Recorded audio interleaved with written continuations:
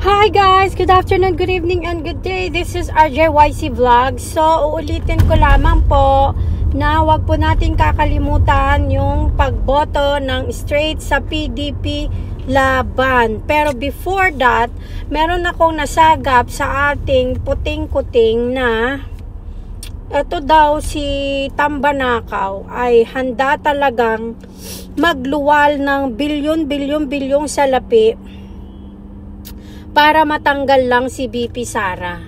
Like, gagawin niya ang lahat. Bibigyan siya ng kaso at na as in, gagawin nila ang lahat para matanggal si BP Sara. So, ito lang ang masasabi ko sa taong bayan. Huwag nyo pong papayagan. Huwag nyong papayagan na basta-basta lang ganun ang gagawin ni Tambanakaw dahil ang kanyang master plan is to be the president of the Philippines. And how is that gonna happen is tatanggalin niya si BP Sara, tapos pagkatanggal kay BP Sara, si Bangag naman daw ang tatanggalin nila. Yan ay di umano ayon sa narinig ko sa puting-kuting. So, ang masasabi ko lang is wag nyong hayaan at ang isang paraan para hindi mangyari yan is yung makapagboto kayo ng tamang mga senador na nasa line-up ni PRRD para kung sino man yung mahalal na senators would be the one supporting BP Sara at sa mga susunod pang panahon at sa mga susunod pang panggigipit nitong administrasyon ni Bangag. And I'm pretty sure, ayon sa aking puting-kuting, is kasabwat talaga itong si Bangag sa pagpapahirap sa mga Dutertes. Kasi ayaw nila na pumalit ang Duterte sa susunod na pagiging presidente. It's actually too early for them to do that, but because they are so greedy that they wanted to stay in power for a long time, that's why they're doing what they're doing, even if it's not the right thing to do. Okay? So, wag nating payagan at para mapigilan natin yan is iboto natin ang straight PDP laban line-up ni PRRD, okay?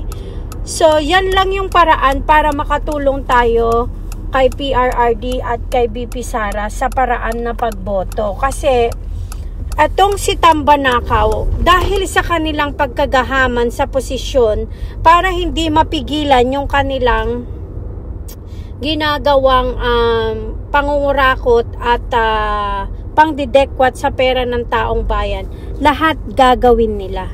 So, kahit na magkaroon pa sila ng malaking pondo para patalsikin si BP Sara, ay gagawin nila.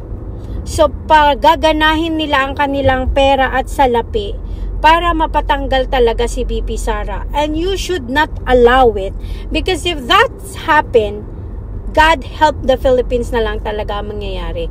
Kasi magtutuloy-tuloy yan sila sa kapangyarihan at lahat ng kasamaan ay gagawin nila at pupulutin talaga sa lusak ang mga Pilipino. Na kung gaano kahirap ang buhay ngayon ay mas lalo pang hihirap ang buhay nyo dyan. So, wag nyong payagan. So, paano nyo mapipigilan kahit papano yung mga masasamang balak ni Tambanakaw at ang Bangag admin ay iboto nyo ang PDP laban straight.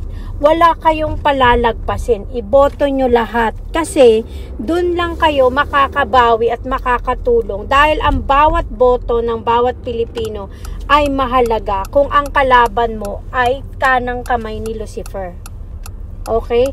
So, wag nyong papayagan na gawin ni Tambanakaw ang balak niya na maghari sa bansang Pilipinas for 18 years.